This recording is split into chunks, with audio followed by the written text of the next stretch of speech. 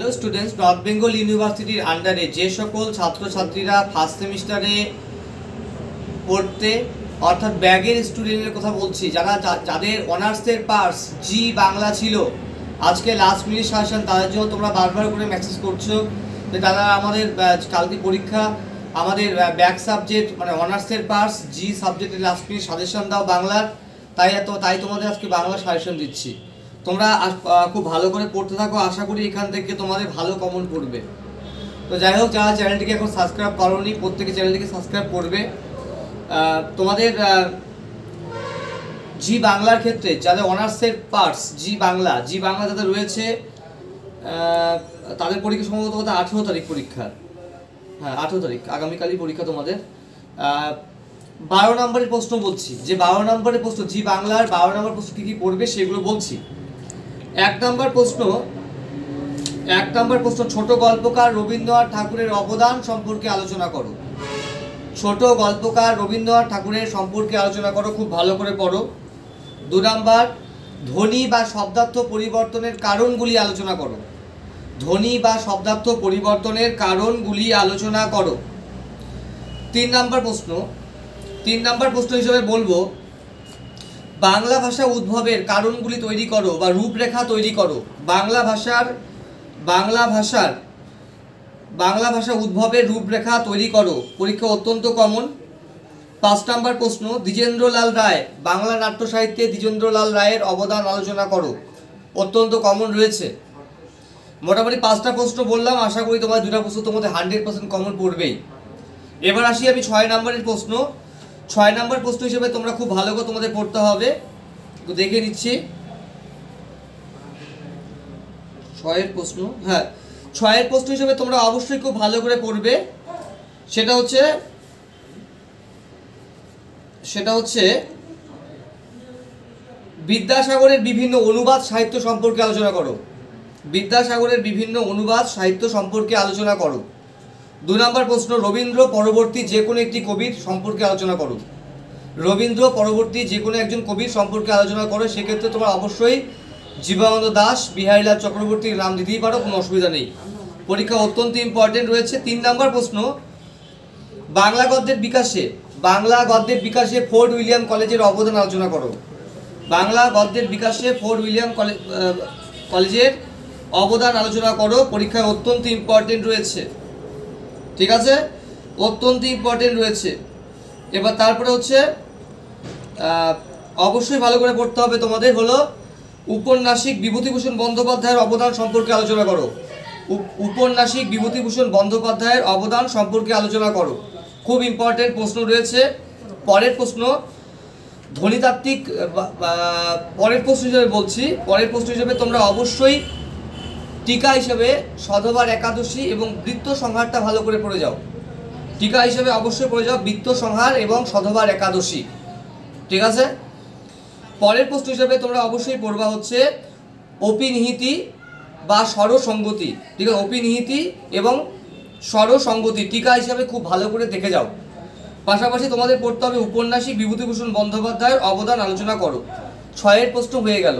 আবার বলছি তোমাদের যে প্রশ্নগুলো পড়তে হবে, 6 প্রশ্ন হিসেবে যেটা পড়তে হবে, যেটা বলছিলাম সেটা হচ্ছে তোমাদের 1 নম্বর প্রশ্ন হচ্ছে ঈশ্বরচন্দ্র বিদ্যাসাগরের বিভিন্ন অনুবাদ সাহিত্য সম্পর্কে আলোচনা করো। 2 নম্বর প্রশ্ন বলেছিলাম বৃত্ত সংহার অথবা সধবার একাদশী টিকা হিসেবে পড়ো। 3 নম্বর প্রশ্ন বললাম স্বরসঙ্গতি বা অপিনিহিতি হিসেবে পড়ো, টিকা হিসেবে পড়ো। 4 নম্বর প্রশ্ন উপন্যাসিক বিভূতিভূষণ বন্দ্যোপাধ্যায়ের অবদান আলোচনা করো। ঠিক আছে, 5 নম্বর প্রশ্ন রবীন্দ্র পরবর্তী যে কোনো একজন কবির সম্পর্কে আলোচনা করো, অত্যন্ত ইম্পর্টেন্ট রয়েছে। সে জীবনানন্দ দাশ বা বিহারীলাল চক্রবর্তী হতে পারে, খুব ভালো করে পড়তে থাকো এগুলো। এবার 3 নম্বরের প্রশ্ন আসি। 3 নম্বরের প্রশ্ন তোমাদের 4টা লিখতে হবে, খুবই ইম্পর্টেন্ট। 3 নম্বর প্রশ্ন হিসেবে যেগুলো বলছি সেগুলো হচ্ছে 3 নম্বর প্রশ্ন হিসেবে বলতে পারি আমরা বাংলা উপভাষা বলতে কি বোঝো। বাংলা উপভাষা বলতে কি বোঝো, ইহা কত প্রকার কি কি প্রত্যেকটি শ্রেণীর সম্পর্কে লেখো বা প্রত্যেকটি সবার সম্পর্কে লেখো, পরীক্ষা অত্যন্ত ইম্পর্টেন্ট রয়েছে। 2 নম্বর প্রশ্ন হিসেবে বলতে পারি আধুনিক বাংলা ভাষার বৈশিষ্ট্যগুলি লেখো। আধুনিক বাংলার বৈশিষ্ট্যগুলি লেখো। 3 নম্বর প্রশ্ন হিসাবে মাইকেল মধুসূদন দত্তের কয়েকটি নাটকের নাম লেখো। 3 নম্বর প্রশ্ন হিসাবে মাইকেল মধুসূদন দত্তের কয়েকটি নাটকের নাম লিখো। 4 নম্বর প্রশ্ন হিসাবে দীনবন্ধু মিত্রের কয়েকটি নাটকের নাম লিখো। দীনবন্ধু মিত্রের কয়েকটি নাটকের নাম লিখো। এই ক্ষেত্রে মাইকেল মধুসূদন দত্ত বা দীনবন্ধু মিত্রের এমন আসতে পারে প্রহসনধর্মী নাটকগুলির নাম লেখো। তাহলে সেক্ষেত্রে তোমার লিখবে নাট্যকার মধুসূদন দত্তের প্রহসনধর্মী নাটক হচ্ছে একেই কি বলে সভ্যতা, বুড়ো শালিকের ঘাড়েরও, এবং এই দুটোই হচ্ছে 1860 সালে প্রকাশিত হয়। আর সধবার একাদশী দীনবন্ধু মিত্রের প্রহসনধর্মী রচনা। ঠিক আছে, এটা মাথায় রাখতে হবে। 5 নম্বর প্রশ্ন হিসাবে কে কাকে কেন বাংলা গীতিকাব্যের ভোরের পাখি বলেছেন? কে কাকে কেন রবীন্দ্রনাথ ঠাকুর বিহারীলাল চক্রবর্তীকে বাংলা গীতিকাব্যের ভোরের পাখি বলেছেন? তার কারণ, ঠিক আছে, ভোর হয়েছে, পাখিরা তাদের কলকাকুলি আওয়াজের মাধ্যমে পৃথিবীতে এই সংবাদ প্রথম পৌঁছে দেয়। ঠিক তেমনিভাবে বাংলায় গীতিকাব্য রচনা করা যায়। বিহারীলাল চক্রবর্তী তার রচনার মাধ্যমে বাংলা পাঠকের কাছে প্রথম তুলে ধরেছিলেন বলেই তাকে বাংলা গীতিকাব্যের ভোরের পাখি বলা হয়। এবং এই বিহারীলাল চক্রবর্তী কয়েকটি কাব্যের নাম যদি বলতে পারি বা গীতিকাব্যের নাম বলতে পারি তাহলে সধবা অবশ্যই সারদা মঙ্গল, সাধের আসন, ঠিক আছে, বন্ধু বিয়োগ, প্রেম প্রবাহিনী, নিসর্গ সন্দর্শন, বন্ধু বিয়োগ, ঠিক আছে, বঙ্গ সুন্দরী, এই পাঠগুলো কিন্তু তার কিন্তু গীতিকাব্যের মধ্যে রয়েছে।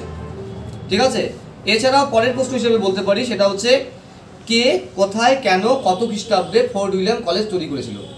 লর্ড ওয়েলেসলি কলকাতায় 1800 খ্রিস্টাব্দে কলকাতার লালবাজারের কাছে বিদেশিদের বাংলা ভাষা শেখানোর জন্য ফোর্ট উইলিয়াম কলেজ তৈরি করেছিল।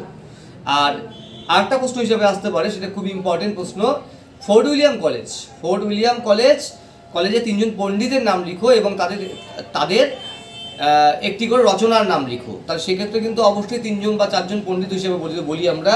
তাহলে উইলিয়াম কেরি, রামরাম বসু, মৃত্যুঞ্জয় বিদ্যালঙ্কার, ঠিক আছে, এবং তাদের একটা করে গদ্যের নাম তোমাদের লিখতে হবে। ঠিক আছে, এই বিষয়টা রয়েছে। এছাড়াও তোমাদের আসতে পারে তোমাদের হচ্ছে চোখের বালি উপন্যাস। চোখের বালি উপন্যাসটি কে রচনা করেছেন, এটি কী ধরনের উপন্যাস, এটি কত খ্রিস্টাব্দে প্রকাশিত হয়, এর চরিত্রের নামগুলির নাম কি? তাহলে সেক্ষেত্রে আমরা অবশ্যই মাথায় রাখবো 1903 সালে রবীন্দ্রনাথ ঠাকুর রচনা করেছিল এবং এটি মনস্তাত্ত্বিক উপন্যাস। এখানে আমরা বিনোদিনী, আশা, বিহারী, ঠিক আছে, এদের নামগুলো আমরা জানতে পারি, ক্যারেক্টারগুলো জানতে পারি, খুব ইম্পর্টেন্ট রয়েছে। এছাড়াও তোমার শর্ট কোশ্চেন হিসাবে কিন্তু অবশ্যই এরকম আসতে পারে বনলতা সেন। তো বনলতা সেন টিকা হিসেবে তোমাদের পরীক্ষার ছোট হিসেবে আসতে পারে, জাস্ট তোমরা দেখে যাবে। এই বিষয়গুলো তো রয়েছে, ঠিক আছে, এই বিষয়গুলো রয়েছে।